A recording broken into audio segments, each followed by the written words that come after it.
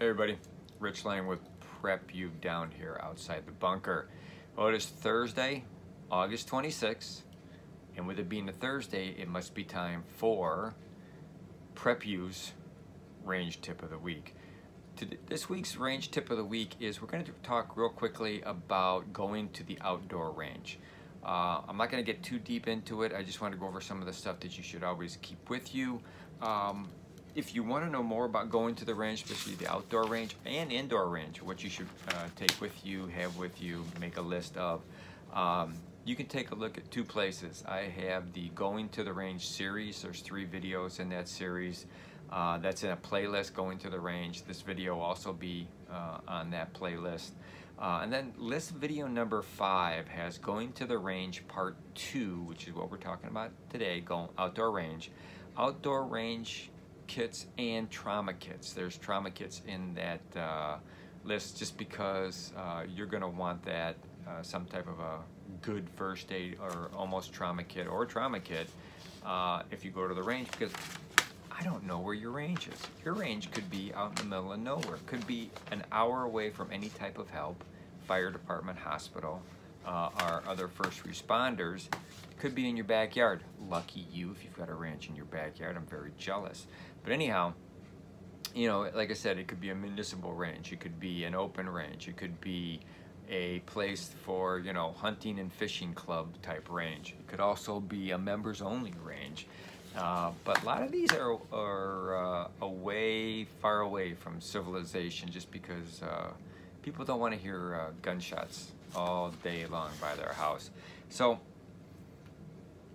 with that in mind, you have to think about where you're going, and that's what these lists are all about, and some final thoughts at the end of it. Because, you know, again, help could be an hour or more away. You could have no or shoddy or sometimes cell service. Try to call somebody. Could be an issue.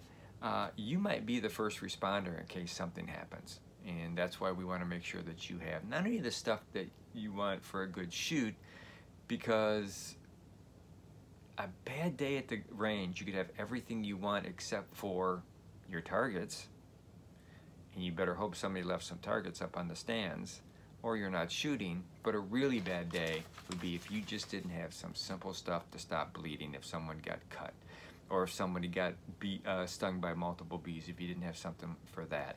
You know, that's why we're going to go over this list real quick. But like I said, you can go to list video number 5 or my playlist, Going to the Range. So, outdoor. Now, some of these things I put on here are going to seem silly, but the thing is, the thing that seems the most obvious that you would take, sometimes in your hurry, you're going to forget about everything. And I always suggest making a list and having it available.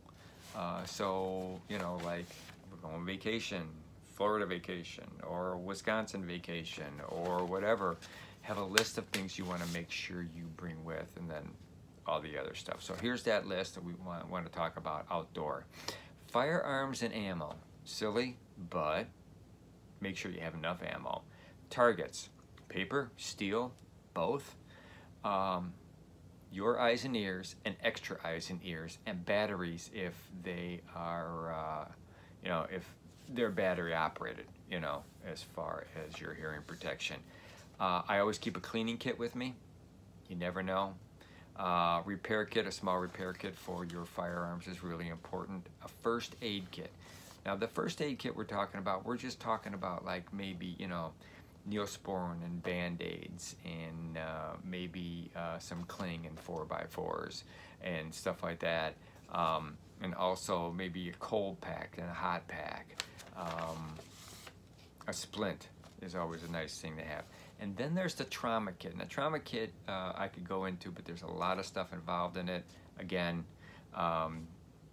this video number 5 has a list of the trauma kits that we have. There's also some videos early on about first aid and trauma, and that's also a playlist. All right, it's nice to have markers. Anybody that's gone shooting, you have this great big target and you have like 5 holes in it. Well, you're not going to throw that target away, so most people just mark the target, you know, that those are my holes. So it's nice to have some of those on you, because how many times have you went, crap? Notepad is nice. Writing stuff down is really important, especially if you're new. Write the weather down, the distances, how well you did. Take a picture with your phone. Range ID. If it's a members only club and you're the member, have you ever had those fear that, oh, did I bring my ID, and you're halfway there and it's like an hour away?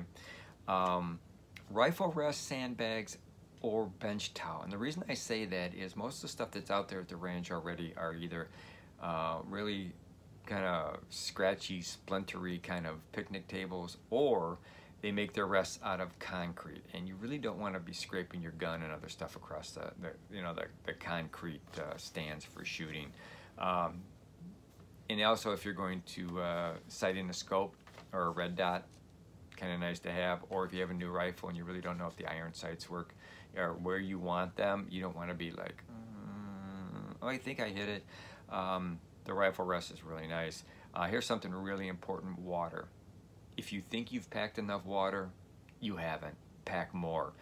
And I don't care if it's 95 degrees or minus 13, and yes, I've shot at both. Matter of fact, I've shot when it was in the hundreds.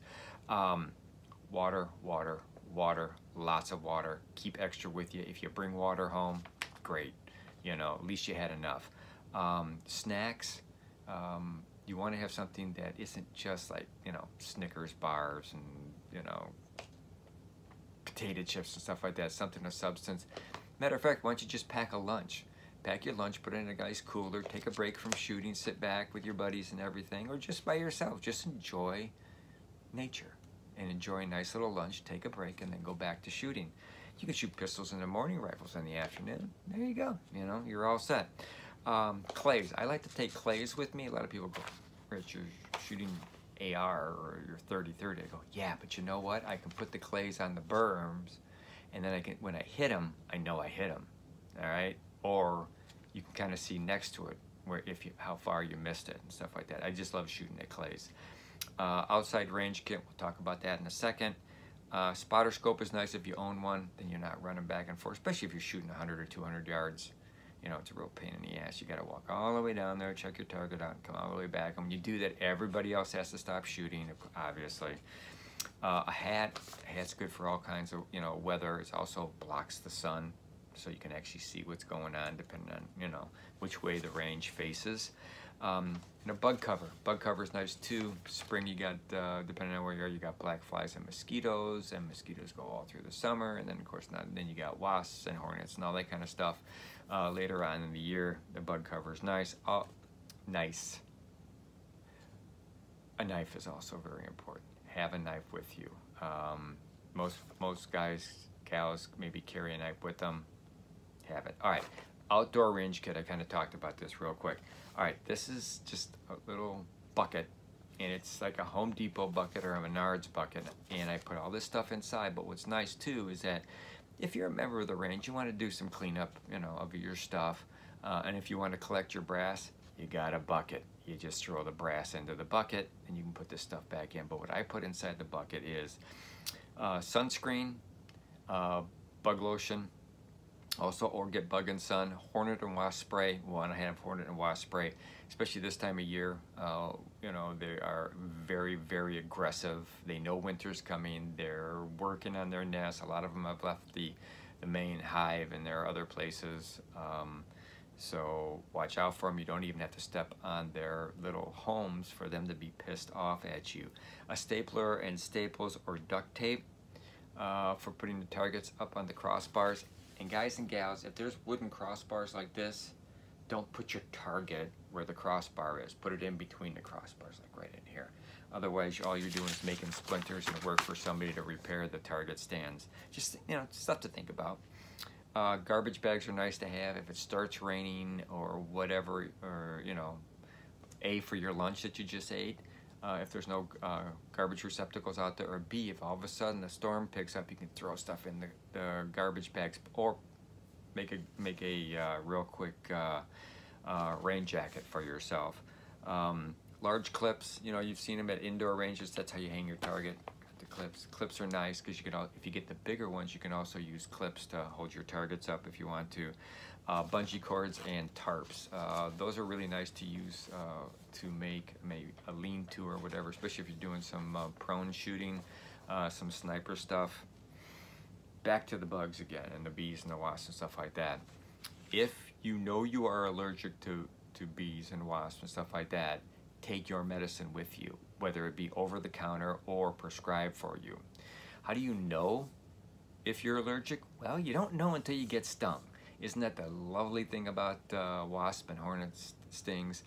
If you've never been stung before, have some stuff with you, over the counter at least. Obviously, you're not going to be able to get anything that's prescribed for you if you're not prone to anaphylactic shock from bee and wasp and spider bites and stuff like that. So just have something with you. And that brings up the final thoughts on this one. All right, like I said before, you're probably going to be the first responder out there. Obviously, if you're an hour away, even if you can get a hold of somebody, they're an hour away. One thing you could do is grab and go, put them in the car and meet them halfway, then it's only a half hour away. But don't forget about the golden hour. The golden hour is very important for heart attacks and blood loss and stuff like that, although you can bleed out a lot quicker than an hour, and there's not a thing you can do. You as responsible hunters and shooters, firearm owners, it is your responsibility truly to take care of yourself and others that are with you. There is no reason why you shouldn't have a CPR card and know how to use an AED, number one. Most established clubs have AEDs either at a guard shack or a pay shack or somewhere in there by the bathrooms, stuff like that, that you can use. You need to know CPR and how to use an AED for yourself and your family and friends. You should also take a first aid class, a regular first aid class with either the fire department or the Red Cross or a hospital and stuff like that. Why? Because they'll teach you how to stop bleeding, or at least slow down the bleeding, and the right equipment to buy to put in your trauma kit that you can slow or stop bleeding and give yourself or your buddy a chance to make it to the hospital should something else happen. They'll also teach you how to splint a broken bone, which is really kind of important, because if you have a leg break, like you're walking across a field or running across a field and your foot went in a gopher hole and you break your leg, there's a good chance that if you keep moving that person around, they're going to injure more arteries or veins, and they'll bleed to death inside and you won't even know about it. So splinting is very important, and it reduces the pain. And they also teach you about signs and symptoms of temperature-related injuries and illnesses. And I'm talking about, heat stroke. I'm talking about hypothermia, cold injuries. God, and I was a medic. About signs of when you've gotten too cold, frostbite, when it's getting too hot, heat stroke, and all that kind of stuff, and what you need to do when that happens. So that's it. That's a quick range tip of the week about going to an outdoor range. There's a lot of stuff to think about, a lot of stuff that you're responsible when you go there for. But have fun with it. I mean, it's not all doom and gloom, especially if you have the equipment with you that you need at all times and you're not going, crap, I forgot. Or, oh, crap, he just cut himself. Now what do? I don't have anything. You'll have this stuff. Go to those videos that I talked about, get the lists, put together a kit, plan, right? All right, so that's it for this week. We always end our videos by this. Thank you, subscribers. We really appreciate you being there. The more the merrier. Tell your friends and family and your shooting buddies and other people about our channel. We appreciate that. We're almost up to 1,200, which is very cool. So, as we always say, be aware of your surroundings, whether you're at home, work, play, vacation, at the range, or wherever.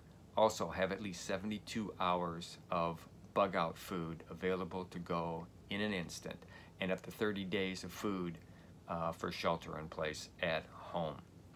And please, prep like your life depends on it, because it really does. Thanks a lot. See you next Thursday.